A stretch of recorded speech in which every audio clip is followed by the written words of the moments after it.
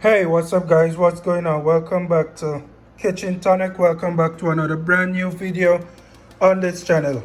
In this video today, we're going to be making some nice, tasty, Guyanese styled fried okra, guys, okay? And to start off, the ingredients we're going to be using for this video today here are 5 cloves of garlic that I went ahead and chopped up a little bit, half of a medium-sized onion, some scallion or green onion or shallot, and some hot pepper, and that's optional. If you want to use it, if you want to leave it out, you can.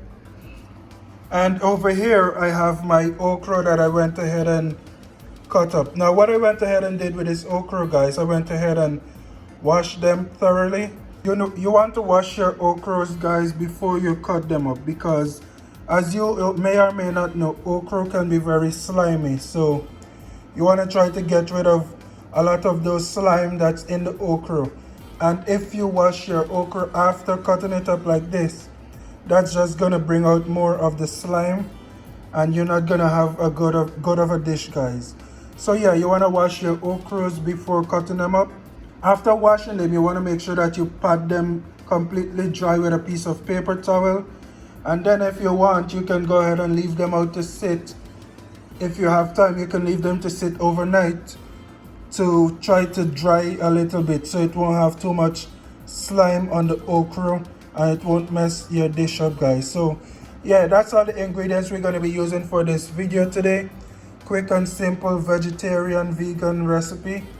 And let's jump right over to the stove to begin this recipe. Alright guys, so here we are over at my stove.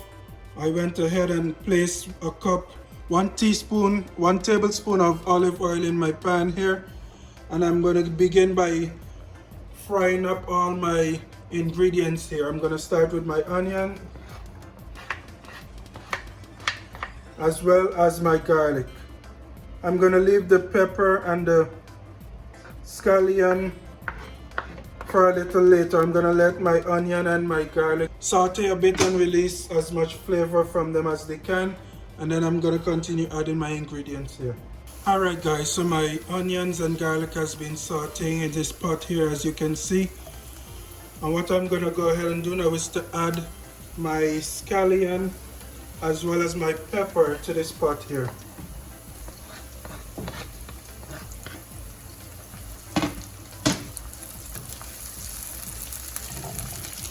Right away, I'm also gonna go ahead and add my okra to this pot here, guys. Now, the trick to this okra is that you do not want to put any cover or any lid on it, because you don't want any excess sweat or condensation in your pot, so that water can drop back down into your okra and make it become a little too wet, because that's just gonna make it overly slimy, guys. So you do not want to cover this okra while it is cooking.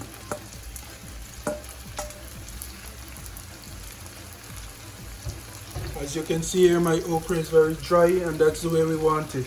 So I'm just going to let my okra here, or okra, fry up a little bit until it turns about a little darkish brownish color.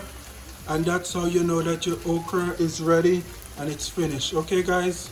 Alright guys, as you can see here, my okra is still on the stove. This is gonna take a little while, guys, because we are looking for this to get a little brown, or some people might call it slightly burnt. As you can see, some of it is already starting to take its color, but we want most of it to be like that. And it will get a little bit of sliminess, guys, so keep frying and try to get some of that slime out of there. This is just an update to show you guys that we're making some progress on the color that we're looking for, but we're still not quite there. So we're going to continue keeping this on the fire until it's ready to come up. Alright guys, so here we are. It's been about 15 minutes since you guys last saw me, and this is what we have here in my pot. As you can see, it's nice and fried, and not too much slime in there either, guys, as you can tell from the last clip to now.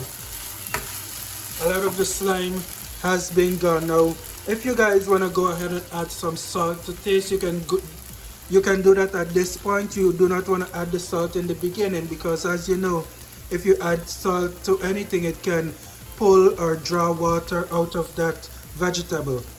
And you do not want too much liquid or too much water on your okra here because it will be difficult getting rid of the slime. Now, if you guys want to go ahead and add some salt, like I said, for your taste here, you can go ahead and do that as well, but I will not be doing that right now. What I will be doing though is saying thank you guys for watching, and be sure to join me another time, another day, for another brand new recipe.